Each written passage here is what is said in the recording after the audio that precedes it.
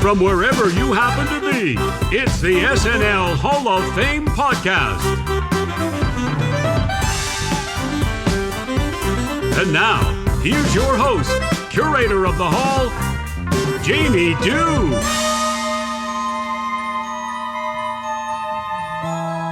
Coming in for a landing. That's me, Jamie Dew, here again for another week of the SNL Hall of Fame podcast. Really want to thank Doug Danance for that stellar introduction, along with Casey Lyons for the arrangement, the music. It's wonderful, and it's a great feeling to walk into the Hall of Fame under these circumstances. So there's that. Hope this episode finds you well, rested, and in your general health. We've got a great show for you this week, so you're going to want to be healthy for this one. This week, I sit down and talk with SNL superfan Matthew Ardill, and he brings to the table a really unique character. Michael O Donoghue, an original, not ready for primetime player, one of the first head writers of the show outside of Lorne Michales. Mr. Mike is a controversial figure, to say the least, but he's got the bona fides from the Lampoon days and Lampoon Radio to really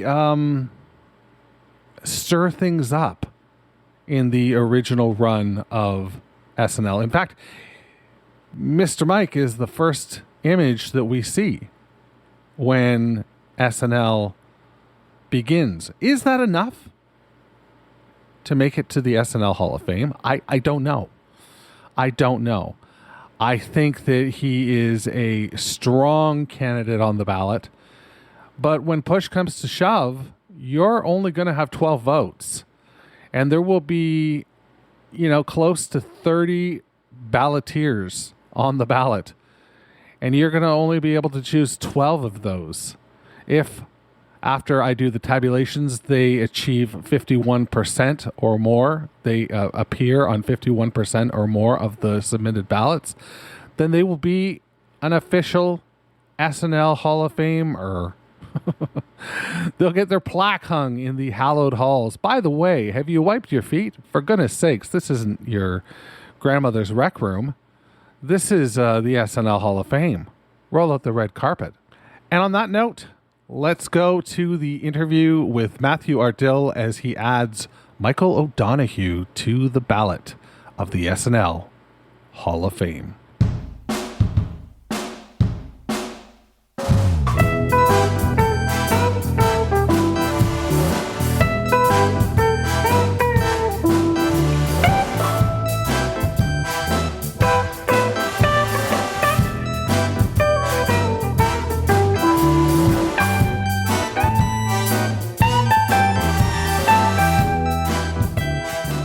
I'm joined today by Toronto-based comedy aficionado, podcast host, and producer Matthew Ardill to nominate a writer onto the SNL Hall of Fame ballot.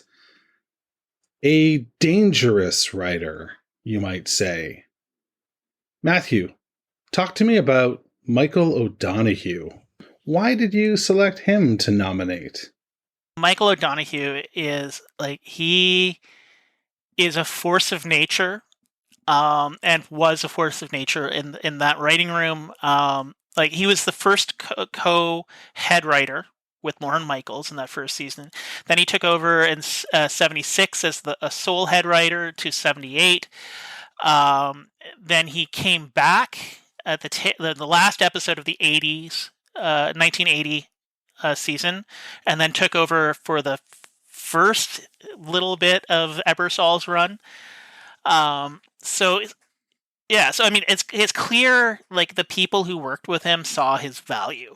Lorne consulted with him when leading up to the first episode in sketches and hiring and every step of the process during those early days. Okay. So Ann Beats in the Saturday. There's an interview in Live from New York. Oh, right. The book about Saturday Night, the oral history, Yeah. where she says without Michael O Donoghue, we wouldn't have Saturday Night Live, and I think it's important people remember that. So he's controversial. I'm not going to pretend he isn't, in that he was not a good guy all the time. Sure. And I think that defines sort of the more toxic elements of the SNL writing room and its culture. But also, he was the one who made it not every other sketch show. Interesting. Okay. You have Saturday Night Live, and then you have Saturday Night. At that time there were the two shows, and the show we know as Saturday Night Live was Saturday Night. Right. And funny enough, Bill Murray was on Saturday Night Live, which was and then changed, but that Saturday Night Live was a tame Sonny and Cher kind of show. Is safe sketches. There was no controversy.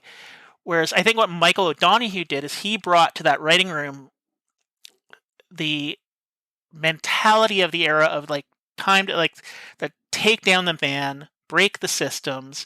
It's a very Lampoon mentality.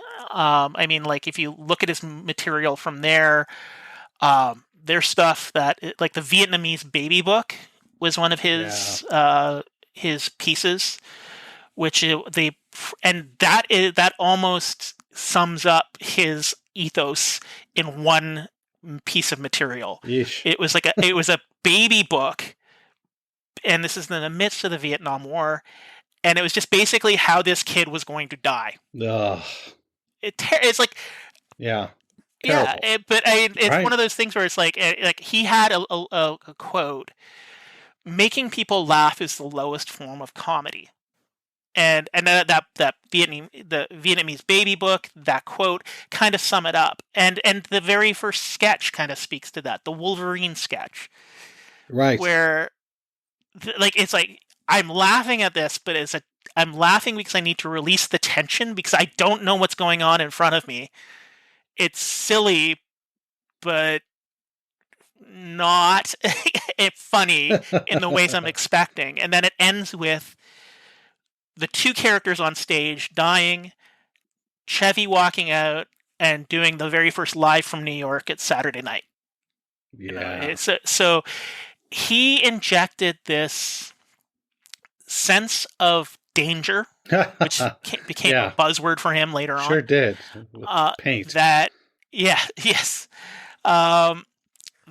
it I think wasn't seen on television, and he inspired others to push boundaries and embrace weirdness. That's cool. It's a gonzo mentality. He even looks like Hunter S. Thompson. Right? Yeah, he has that gonzo vibe. Yeah, I think that's a really astute way of looking at him. Sort of gonzo, and very of the time for sure. I'm curious whether or not you think that danger, we'll call it again, is something that could have created an environment where it may have been difficult to accomplish what they were looking to accomplish, rather than lubricate the wheels of comedy. It could have slowed them down a little bit. He's where he gets problematic for me, but still has value, is there's a meanness there. But I think that meanness was needed in that moment, because we're everything was couched in safety and kindness in a way that meant, I think, a lot of the important messages he was trying to get across got lost. I mean, I'm not a big edgelord comedian or anything like that. I'm not we need to, the Mr. Mike sketch where the soiled kimono sketch, the last line being, sometimes we need to be cruel, and then Lorraine turns to Mr. Mike and says, "Well, why, Mr. Mike? Or no, to be kind, Mr. Mike," and he's like, "No, to be crueler." But that speaks to the fact that he's got important things to say. And you look a few years before SNL, you had the Smothers Brothers, and they were incredibly political. Same period as he's doing the Lampoon.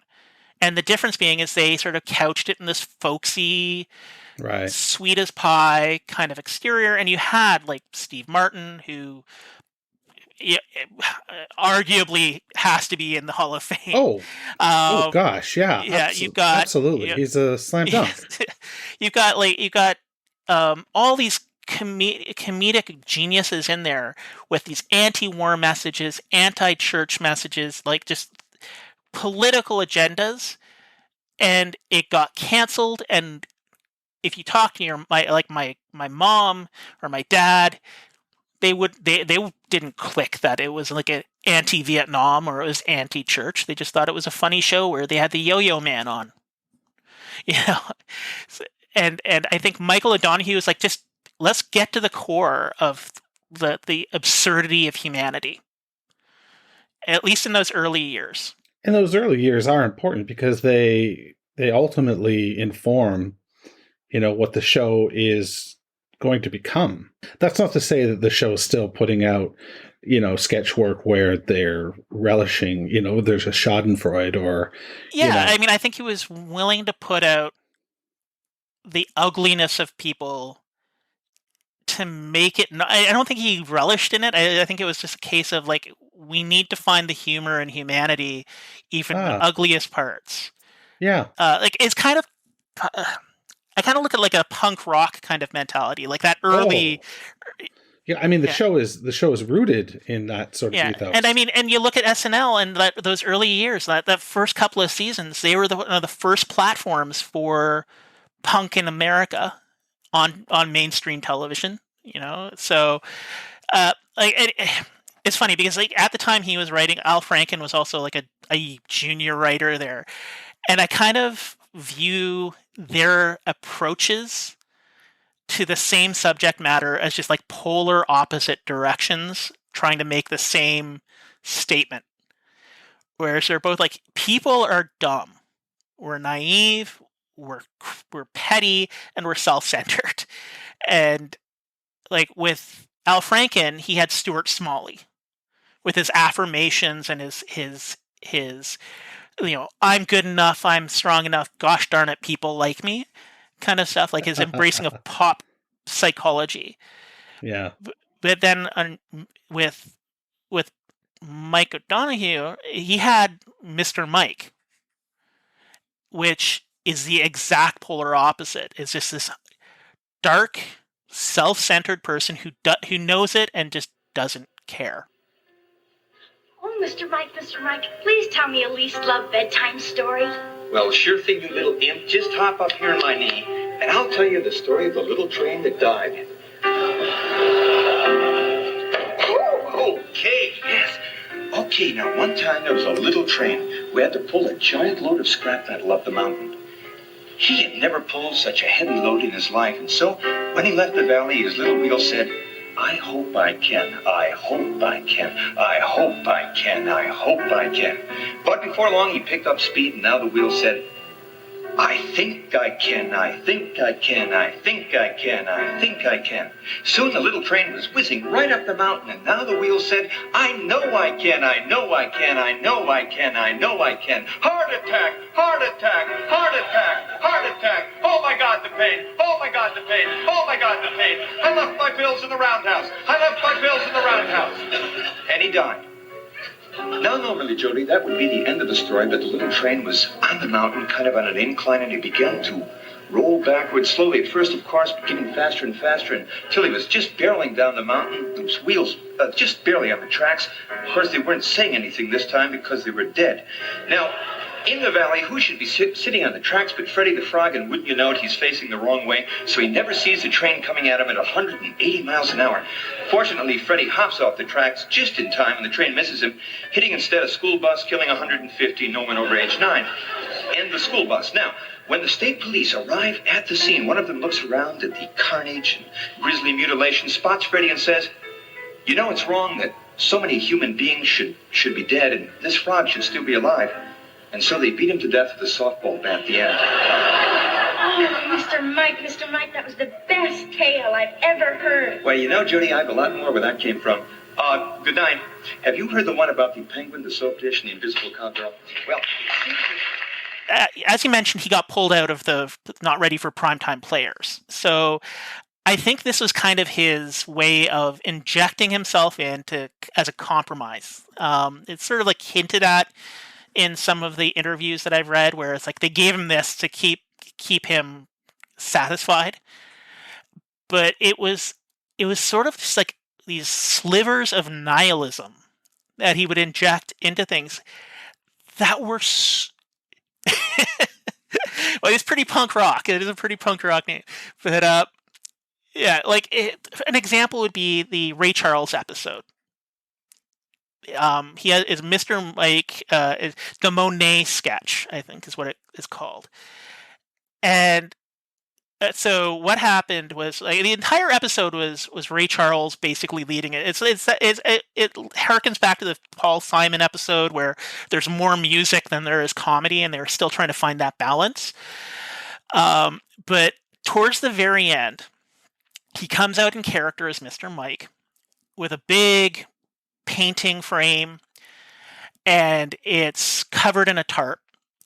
And he starts talking about how, the last week's been really wonderful, and they've done they passed a hat around, and NBC has matched the money, and what they've done is they bought this Monet painting, and they're going to give it to this charitable organization for the blind, and then he pulls the tarp off, and just in big writing it says, "No one tell him." And there's no painting. And the entire cast is gathered around the piano. They'd kind of been jamming. Looking at their faces, I'm like 99% sure they didn't know this was what was going to happen. Because, like, there's a look on I think it was Bill Murray's face of, like, oh shit. It's like, what? No. So it was just like there's this utter fear, but in the last moment, and Ray Charles turns to the audience after Mr. Mike is left and says, "What Mr. Mike doesn't know is after this there's going to be a party, and there's going to be 20 of the biggest black men he's ever met standing there waiting for him." So Ray Charles is in on the joke. Mr. Mike was, Michael O Donoghue was in it, but the cast, I don't think were. Wow, really? Just based on the reactions, because it was like two deer in a headlight, like not like a playing along, just an actual fear reaction and embarrassment going on there. Wow. And then when the tension is released by Ray Charles at the end, like there's like this. There's a genuine laughter from each of them. Oh, that's so, I don't know. Mike, Michael O Donoghue. So he's the head writer, he's co-head writer, then head writer, and then he leaves the show, and then he comes back. The 1981 season, that's when he came back. I think he only did 8 episodes before being replaced by, it was like Bill Titch or something like that. I can't remember, but he was replaced. Bob Fisher. Bob Fisher, Bob, right. Yes. Yeah, so he was replaced halfway through. It's clear that, Ebersol is like, he's important. We need him to level set after this terrible season. And I mean, it just, that prior to the 81 season, though, and this is where I think the problem with Michael O Donoghue comes into play, is I think towards the end, it's talk about how he thought it was a Viking death ship and they needed to burn it all to the ground. And it's, again, that nihilism. He walked into the writer's room, had the entire cast there. Catherine O'Hara, freshly down from Toronto, from SCTV. She was going to leave SCTV and join the cast of SNL. he starts screaming at everyone, spray paints the word danger on the writing room wall, saying, "This is what's missing."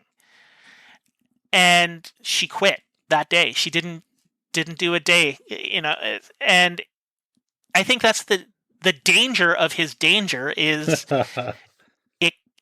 it can go too far, and that, like, there are moments where it's just like it just doesn't click. Like, I watched his Mr. Mike's Mondo video, which is what he left to record. He was supposed to have his NBC spinoff.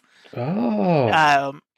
And he filmed it. And what was it called again? Mr. Mike's Mondo video. That's the name of the show? Yeah. Okay, sorry. No worries. Oh. Yeah, and it was supposed to be a parody of Mondo Cane, which is like a travel show. And it was just so... It's funny because it still works in a way. It's like a combination of Eric Andre's sort of like savvy when it comes to making a point with the bizarreness of Tim and Eric. So you have like these videos where it's like a guy teaching cats to swim. That's what it starts with. And then it's like Dan Aykroyd showing people his webbed toe. What? Or like literally every woman involved in the first few seasons of SNL doing a bit for him. So there's love there. I mean, it's clear that like people got him and his intent was good. Oh, yes. Yeah. That's great. So that's the danger of his danger. Let's talk about the positives of his danger. What earlier I said about lubricating the wheels of comedy. What did his danger do in terms of that, would you say? I think just for what he brings to the table is this political this concept that you need to be funny is fine and it's good, but having a point really elevates the comedy. And I mean, you see in the best episodes from that early era, like the Richard Pryor episode in its entirety is brilliance, but the specific a sketch that stands out in that is the HR interview with him and Chevy. You have to be smarter about how you target. And at that time, you couldn't target your comedy quite as easily, but at the same time, it was a new world. Like the things that SNL were doing in that first decade was figuring out what the comedy language for the next 30 or 40 years was going to be, or 50 years almost now. It was defining that, and I think he was a part of that, where he was telling people it's okay to be angry, and it's okay to show that and to let that come through in your comedy. Yeah. Yeah. A distinct point of view is an impressive tool, I think. Are there any other stories or anecdotes that you had that you wanted to share about Michael O Donoghue?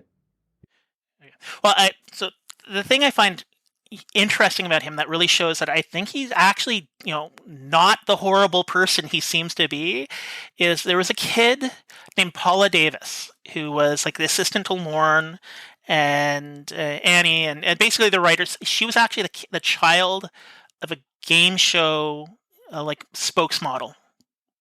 Filming elsewhere in NBC. And she would sneak in, she and her high school friend, they would sneak in together and hang out backstage, because there was a time when you could just do that and hang out and like become friends with like Bill Murray and Chevy Chase and all of these amazing people.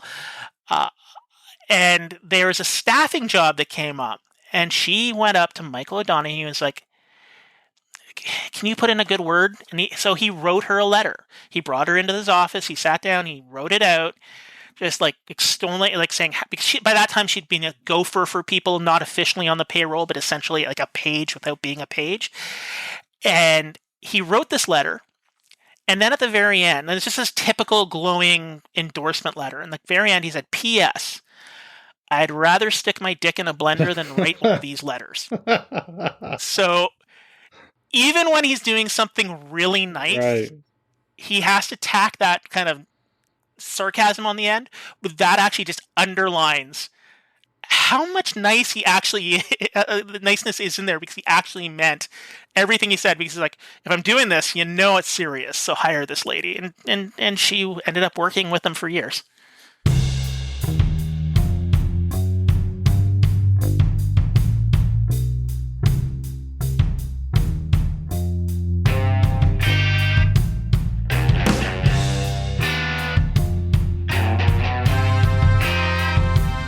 All right. Thank you so much, Matthew Ardill, for joining me this week to add Michael O Donoghue to the ballot.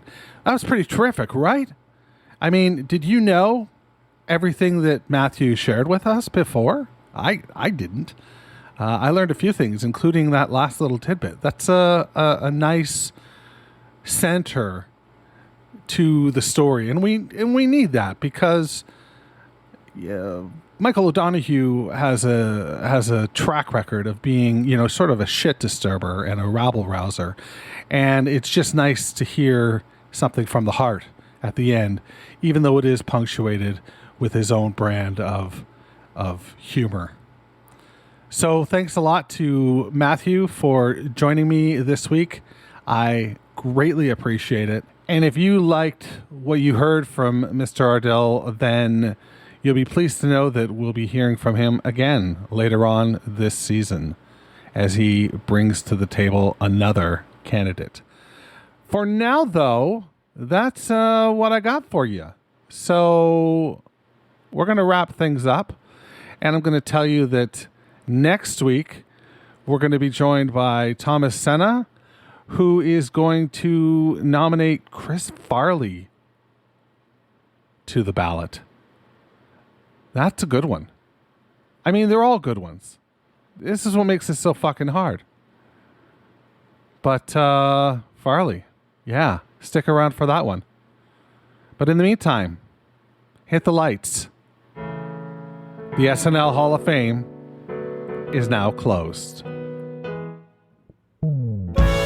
Thanks for listening to the SNL Hall of Fame podcast.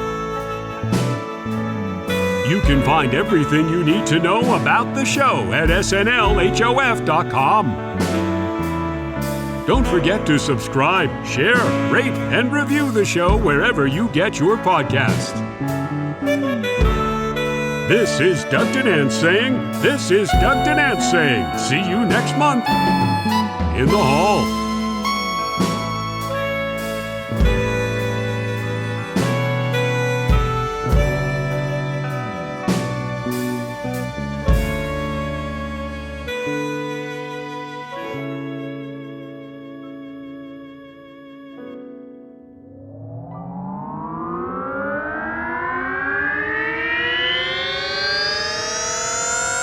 To